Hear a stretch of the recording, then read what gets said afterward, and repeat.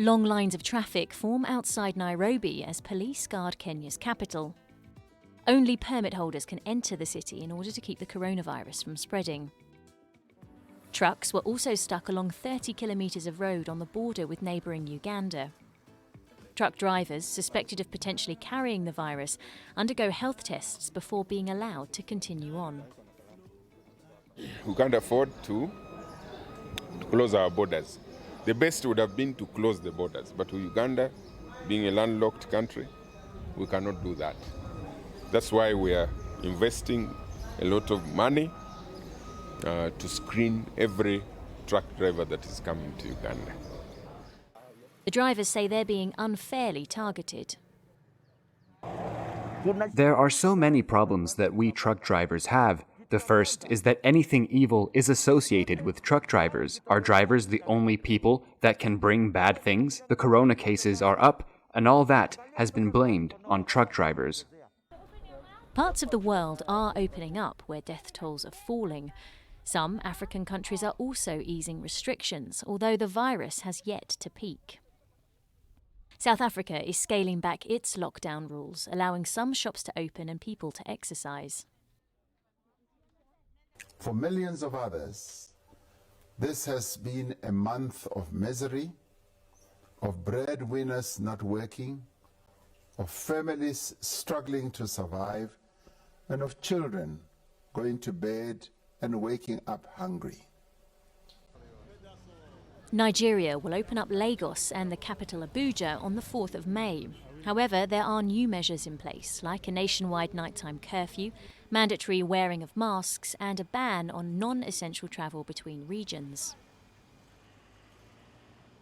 Once they find out that it is increasing the number of cases, they can come back again and put a severe issue where everybody will be at home. But let us have a little breathing space and see how it will work. Yeah. One reason for easing lockdown is the devastating effect on economies and individual lives. While South Africa has seen its tourism level plummet, anti-poaching rangers in Greater Kruger Park have their work cut out to protect the park's wildlife. Conservationists are concerned that poaching for food or illegal trade might increase.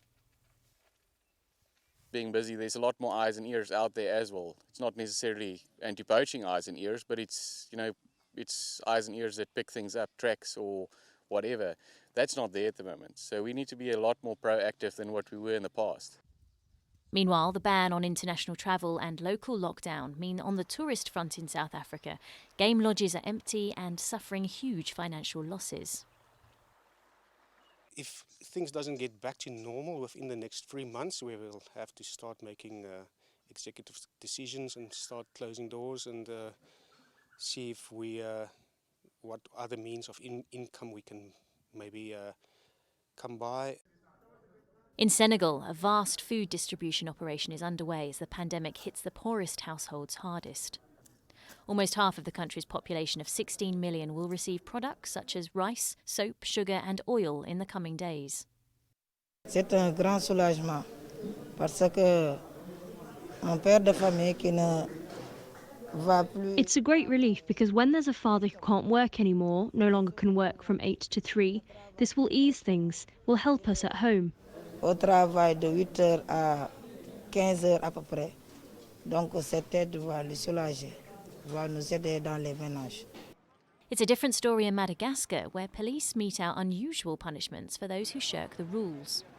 People caught without wearing face masks in public have to sweep pavements and collect rubbish in the capital, Antananarivo.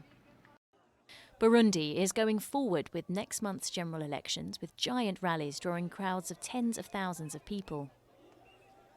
Concerns about the coronavirus and reports of violence against the opposition were largely swept aside. 7 presidential candidates are running in the May 20 polls in the small East African nation, where life has proceeded largely as normal, with authorities claiming that God will protect citizens from COVID-19.